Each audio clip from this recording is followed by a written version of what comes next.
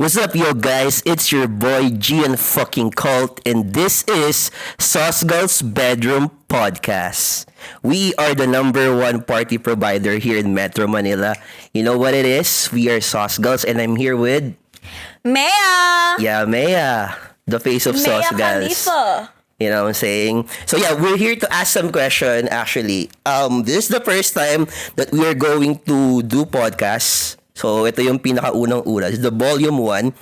And in the future, we're gonna ask some question also to all of the collective that is currently in the scene.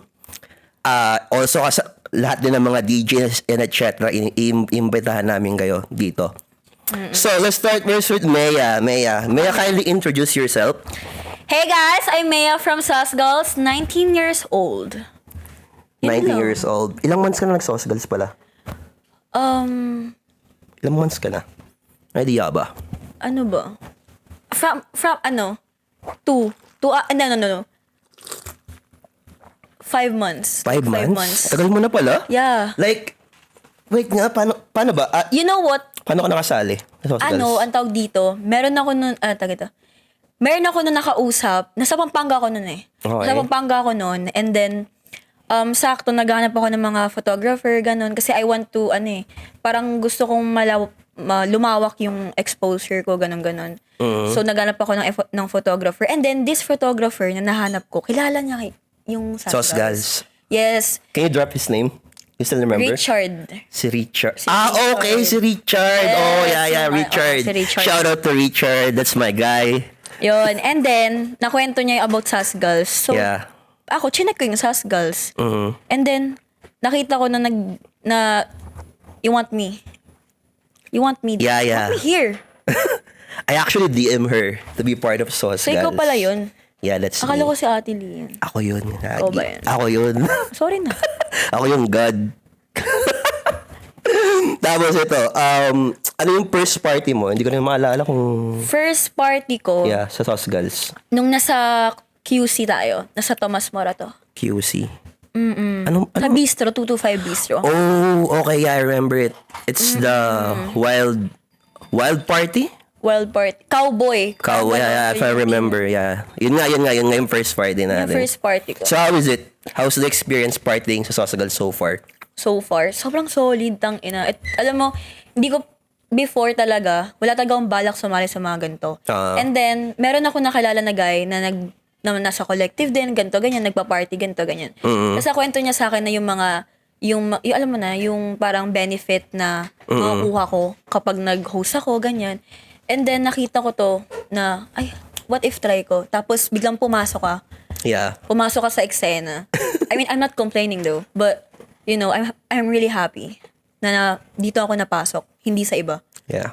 Like, every day, di man every day, pero every time talaga na napapasok sa isip ko na, ay, nasa Sauce Girls ako. I'm very lucky. I'm very lucky. Thank Kasi you. iba yung Sauce Girls sa akin. Like, sobra talagang family yung treatment sa akin. Yeah. Hindi ko feel na hindi ako belong, ganyan. So, sobrang saya ko na ikaw yung kumuha sa akin. So, compared sa other collective or other event na napuntahan mo, ano yung tawag dito? Ano pa yung iba na solid din magpa-party? Solid din magpa-party. Aside from Sauce Girls, kasi for sure meron ka ibang mga collective na nag-host dyan, right? Nag-throw ng event na napuntahan mo. Ano pa? Bukod sa Sauce Girls, okay, sabihin ng Sauce Girls. Wala na akong ibang napuntahan ng ibang collective. But, meron akong napuntahan bago kayo. Okay, what is it? So, nakalimutan ko yung name, pero mamaya sabihin ko na lang. Tawag dito, sila yung unang nag-ask sa akin if okay lang na mag-host ako, ganito, ganyan. So, umuwi talaga ako ng Manila for them. Oh. For them talaga. Tapos, ayun na nga, nandun na ako mismo. And then, kailangan pala magbayad. Yeah. Kailangan pala magbayad. Like, what the fuck? Sabi Entrance, ko. Oo, entrance and shits, ganyan-ganyan. Syempre, bago pa lang ako sa mga ano-ano. Wala akong ka-idea. wala man lang nag-inform sa akin. Siya yung nandun. Siya yung nag-aya sa akin. Wala man lang kahit na anong pasabi sa akin. Nandun ako sa party. Sobrang OP ako. OP ka. Alam mo yun, nandun ako, kasama ko yung mga ibang host, pero parang wala lang. Yeah. Alam mo yun, parang wala eh. Sabi ko na, so nandun ako sa Sasgals. Di ba, nag-aya na kayo ng party. Kinabukasan yun actually. Tapos, kinabahan pa ako nun. Sabi ko, Bakit? kasi kinabahan ako nun kasi what if maging ganun ulit yung mangyari. OP rin, okay. Maging OP rin ako in shit. Pero, luckily, nandun sila Lian, sila Yana. Si Yana una kasama pinakauna ko naging kaibigan Close, naging close doon. After that, sunod-sunod na. Grabe. Sobrang ganda ng ano. Kumakaway si Kai, hindi daw siya na-mention. Sa gitna kasi siya eh. Nasa gitna siya ng scene eh. Oo. So far, di ba na-experience mo na yung party ng Sauce Gals? Siyempre, hindi nawawala dun yung mga tao na tawag dito. Na-attract ka. May mga, sabihin, may mga pogi, mga tikas na lalaki. What is the most naughtiest? Mali. What's your naughtiest experience sa Sauce Gals? Yung pinaka-naughty na experience mo. Nakita ko din yung crush ko. Okay. Way back when I was, like, let's say, 17. So what happened? Ganun. Nagkita kami dun sa Sauce, like, unexpected. Tapos, kilala ba namin to? Hindi. ayokong kilalanin nyo. Okay. Ayokong kilalanin nyo. Pero nakita na namin, tingin mo. Feeling ko, kilalanin ni kayo yun. Sa face, make it. Maybe. Okay. Maybe. And Okay. then, nag-car fun kami. Anong event yun? Anong event? Car fun? Alam mo Anong yung, event? yung nung mismo nag-interview rin ako ng mga tao. That's Project, yung unang interview mo? Project X2? Nung unang Yeah, X2. dun talaga, yun Project sabi ko X2. tangina. Car fun. Car fun kami. Car fun with talaga. Mea. Yeah, car fun with Mea talaga tangina. Pero, di ba, tawag dito, sa lahat ng mga event natin, na history ka ng Sauce Gals, sino yung pinaka-famous na nag-hit up sa'yo? Alayo ko! Pinaka-famous, ewan kung rapper siya or artista or famous lang talaga, influencer, TikTok. Sige, isa-isahin natin. Drop mo muna. Ilan followers? Ilan mo na followers? 1 million. 1 million. Okay. Sino kaya yun? Ewan ko kung 1 million na siya ngayon or 1.5. TikTok, IG? 3 million sa TikTok. Okay. Nag-hit up sa'yo, nag-DM. Oo. Ano sabi? Basta nagre-reply siya sa mga story ko, ganyan-ganyan. Okay. Ano yung initial? Ayun. Sobrang baka makasira ako ng Ng career? ng karir. Alright. So, ano DM niya? I respect it. Tawag dito. Ikaw yan. Ikaw yan lang. Okay. Parang, basta yun. And then after nun, nag-usap pa kayo? Nagkita pa kayo? Hindi ko, hindi. May iba pa siya nun, before pa nun. Dalawa kasing account yung naka-follow niya sa akin. Okay. Dalawang account. Tapos yung una, niyaya niya ako mag-billiards.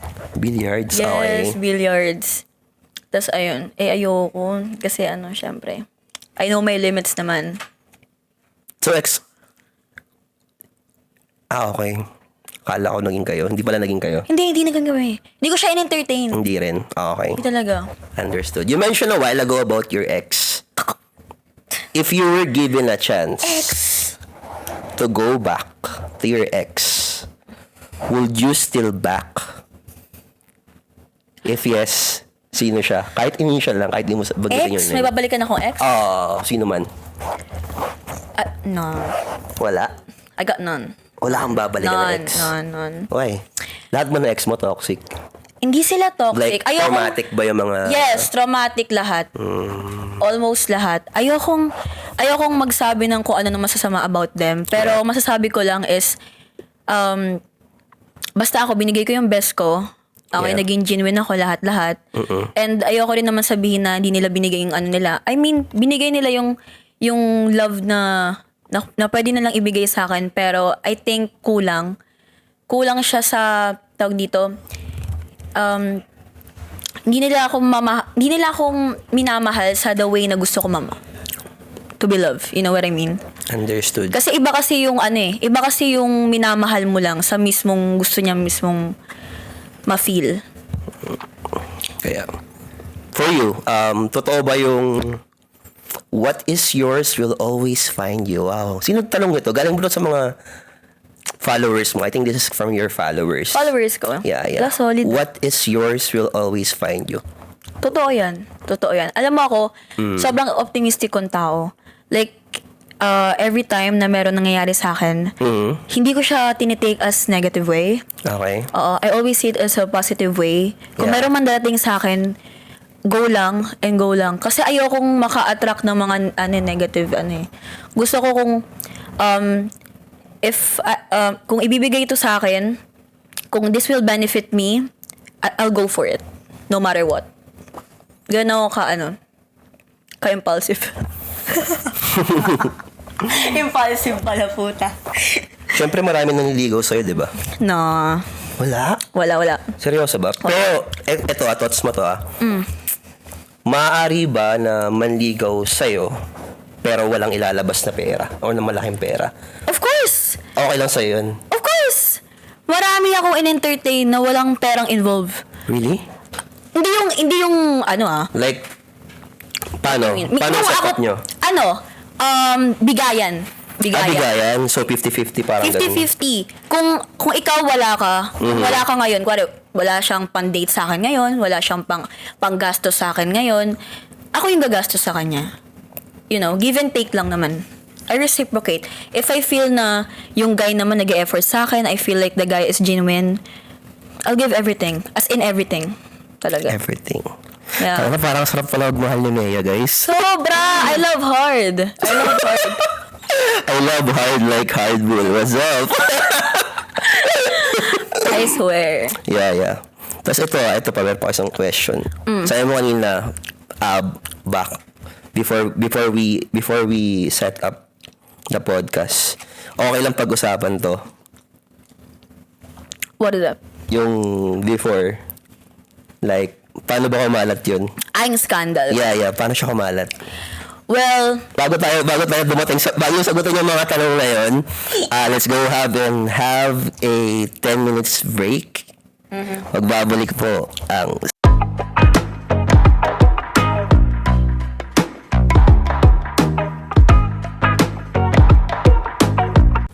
And we're back to the number one party provider here in Metro Manila. And now, going to be the number one podcaster. So yun na kami, we do have some questions a while ago. So yun nga. So na ulit tayo. Ba't ako? Ano ba tayo? Ayun nga, tungkol dun sa mga issue na, kumalat dati. Masagot natin yung mga question. Paano ba kumalat? Nakalive ba kayo, guys? Yeah, paano ba kumalat? Paano kumalat yung video? Sige. I'll be honest with you guys. Ayoko naman na... Kasi marami talaga nagtatanong. Maraming curious kung ano ba nangyari and shit. And paulit-ulit talaga. So, ito talaga, last na to. Dito na ako sa podcast maglalas na about it. So, ang nangyari kasi niyan, nasa Pampanga ko nun. Sa Pampanga ko nun. That time. Lumayas kasi ako sa fam ko. Lumayas ako sa mother ko. And, wala akong pera. Yeah. Wala akong pera. Okay? Wala akong pera. And, during that time, nandun naman yung father ko, pero hindi siya consistent magbigay. So, wala talaga akong pera. Alam niyo yun? Parang, meron akong parents, nandyan sila, pero, I don't feel them. You know? Parang, hindi ko ramdam na meron akong parents na nagpa-provide sa akin. And, even even emotionally, ganyan, wala talaga. So, that time, ako lang mag-isa, sa bahay namin sa Pampanga. Wala akong pera and shit. Sakto, yun na nga, ginagamit na ng mga poster ko eh. Diba? Ginagamit na nila yung mga poster ko, nag-edit sila ng mga pictures ko, mga normal pictures ko, ginagawa nilang nude pics, binibenta nila, they scam people and shits. So sabi ko, tang-inang yan, kung ganun din naman pala, sila yung kumikita, diba? Sabi ko, edi ako na lang din. Yeah. You know? Parang, okay, meron naman ng katawan, meron naman ng ano. So, pinasok ko na lang. Kasi wala akong choice eh. You know? Wala akong choice. And alam ko marami magsasabi na, ang ina, ganito tong babaeng to, ganyan, nagbenta siya. So what? Hindi naman kayo yung hinihingan ko ng pera. Hindi kayo yung bumubuhay sa akin. Hindi kayo nagpapakain sa akin. In the end of the day, ako yung namumblema. Okay? This is my life. Okay? This is how I handle my problem, my life, everything. It's not you. It's me. Diba? So, ayun. Yun nga, meron ako nakadeal. That. So, first time ko yun First time ko kasi yun. So, wala akong kaalam-alam. Okay. And then, he blocked me after. Magkano? That was like, deal mo? That was like, 30K. 30,000. 30,000. Wow. 30,000 yun. Oo. Tapos, after that, binlock niya ako. Syempre, kinabahan na ako eh. Yeah. Kinabahan na ako kasi, ito na ba yun? Ito na ba yung mismong mangyayari sa akin? Kasi talagang, alam mo yun, nararamdaman, nanginginig ako that time eh. Pero, naisip ko na, wala eh. Tatanggapin ko na lang talaga siya. So, paano mo handle? For example, ito, lobas na yung issue, kumalat na sa internet. Paano mo siya handle? Kasi napapansin kita, nung kumalat yun. Sosgals ka na yun eh, alam ko. Oo, sosgals na ako. Sosgals na siya nung kumalat yun. Tapos, nung nakakasama ka namin, hindi ka naman balisa. Like, chill ka lang. Alam mo yun? I know. Well, siguro naisip ko rin kasi yung advantage niya sa akin. Okay. Like what I said earlier, I'm optimistic. I don't take anything as a negative way. If something came up, you know, I'll take it as a lesson. Okay? As a lesson. Not just that. Ako kasi, growing up, di ba, I had a toxic family. Punta sa familia. Pero, yun kasi yun eh. Parang naging foundation ko siya. So, since toxic yung fam ko, parang, kahit anong problema, kahit anong gawin sa akin ng pamilya ko, I just laugh it off. You know? I just laugh it off. Lahat ng problema dumating sa akin, tinatawa ko lang. So, nung dumating to, tumatawa lang din ako. Nung kumalat to, tumatawa lang din ako. Actually, nagbibiro pa ako nun sa story ko and shit. Nagkikwento pa ako about sa nangyari. Yeah. Ganyan. Tapos, yun nga, tinignan ko na lang na yung advantage niya sa akin. Since nag-TikTok na ako. Yeah. People know me, right? People know me, o ganto, ganyan. Pag dumaan sila sa akin, nakita ko to, ganto, ganyan. So, di ba? Ang malas lang nung nagkalat. Nang scam sa'yo. Nang scam sa akin, mas malakas ako sa kanya. Yeah. Kasi kahit na ikalat niya yun, people will still love me. You know? Exactly. I mean, sabihin mo na may mga taong may ayaw sa akin. So what? Okay? It doesn't matter. Okay? Kung sino lang yung mga nakakilala sa akin, tulad ikaw, yung mga tao na sa paligid ko, yun lang yung importante for me. Okay? Kasi kayo nakakilala sa akin, kayo yung nakakita kung sino ako, you know? So, kung meron man na tao na mag-judge sa akin, go. Go lang. I don't care. Understood. Grabe yung pag-handle mo. Kasi yung iba, alam mo, may mga na-encounter na ako mga ganun, na kumalat, tapos bigla kasi lang nag-deactivate ng social media nila, tapos, alam mo yun, hindi na sila nagpapakita, gumagamit na lang sila ng mga dummy account. Yung iba na de-depress. Meron pa nagsisuicide and such. Pero sa'yo, nung kumalat, yung tinake mo siya as positive, tinake advantage mo na siya para to earn money. And sa ngayon, marami na nagbebenta ng ganyan. Yeah. Not only here in the Philippines, but also in the United States. Exactly. Sobrang tawag dito. Sobrang dami ng bumibenta by sex work. But sex work still a work, right? Yes, hustle is as long as wala ka naapakan na ibang tao, wala kang sinisiraan. I'm not saying na we should normalize that. Yeah, hindi naman talaga. We should respect their decision na ito yung work nila, ganito yung ano nila. Okay, hindi ako walker Baka Yeah. nila ng walker ako, may mga nagsasabi. Exactly. Gusto ko lang na maging open-minded din kayo sa mga ganung bagay. You know? Kasi before din naman, may mga ganyan talaga, di ba? So, naman tayong pakialam, you know? Yeah. Kasi it's their choices eh. Tama. Kaya pala, tawag dito. sa ngayon, ang dami ng tawag dito, ang dami ng poser na gumagawa ng account.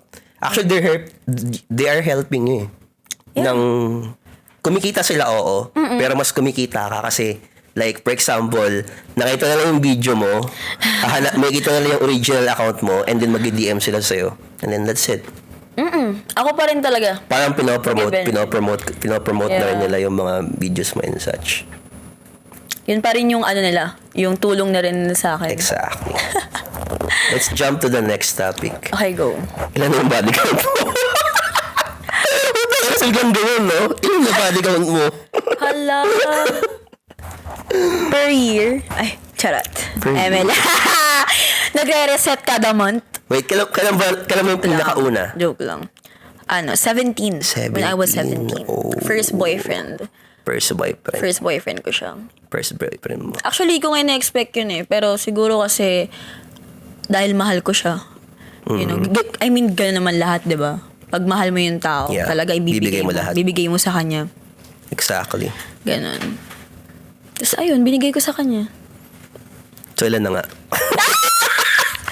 Ilan ba? na? Ilan ba? Binilang no? Nakalimutan ko na kasing, Ilan? yung mga lalaking gumamit sa akin. Tangina. Manggagamit! Well, ganun naman talaga. I mean, tulad ng yung first ko, ganun lang din naman nangyari. Gamitan lang. Ginamit niya lang din ako. So, ayun. So, you know what? I feel sorry sa sarili ko. Kasi, nahawakan siya ng mga taong hindi genuine. Pero, at the same time, you know, goods ako. Goods. Nakokontrol ka. Pero ilan na nga? wait lang. Maglagay ka na ng range. Range siguro kung di mo masabi. Na joke lang. I'll be honest with you guys. 10. 10 talaga as in 10. Saktong 10. Saktong 10 talaga. Oh. Yung last ko, charot. Kasi yung laging tinatanong sa Instagram mo, diba? Like, ilang body count mo, ilang body count mo. Yung last ko, lang. Kapag may question ka. Yung pang 10. Parang sunod mo pa nga sa akin yun, di ba? Ano sunod sa akin yun? Grabe ka na. Hindi ba yun Hindi siya yun? kasama sa body count ko. Ay, hindi. Ano yun? Cuddle lang? Cuddle lang yun, Cuddle sis. lang pala yun. Overnight cuddle. Charot. Oh, dahil na. Uy, bis. Huwag ka ganyan, bis. 10 guys. Magtropa tayo, bis. 10. 10 nga. Okay, 10. Tatry mo yung hardball? Hindi pa. Hindi pa. Guys, siya nag-interview sa hardball pero hindi pa niya na-try. So, after nito, bibigyan ko siya ng hardball. Tapos, para matry na rin niya. Di ba? You should try. Yeah. Kasi yung hardball, guys, is not only for boys, it's also for girls. You should try. Check out on Lazada. Saan ba Hardball. usually talaga inaano yun? Nabibili siya sa Lazada. Lazada or Shopee. Available siya. FDA approved siya. And then, once tinake mo, you know what's gonna May happen. tatayo na, gano'n. Hindi naman siya, like, gaganahan ka lang. Gaganahan ka lang. Lalabasan ka kagad. Ganon. Okay. But yeah, I should try. It's better than the R word, the other one. Don't mention the R word. We're only promoting hardball. You should try it, guys. Hardball, promise. Sobrang solid. I think that's it. Salamat, Mea, sa pagtanggap ng interview na to. Abangan nyo pa yung mga ibang Sosgal members. Di ba kami tapos? Napakadami nila sa labas. Nag-aantay. So, tatapusin namin to and i-upload namin to sa aming YouTube channel. Yun ang pinakauna. TikTok and Facebook, tas Instagram. So, please visit our YouTube channel. Sosgals. Just search Sosgals. And then, don't forget to subscribe. That's it. Thank you, guys. Thanks, Maya. you.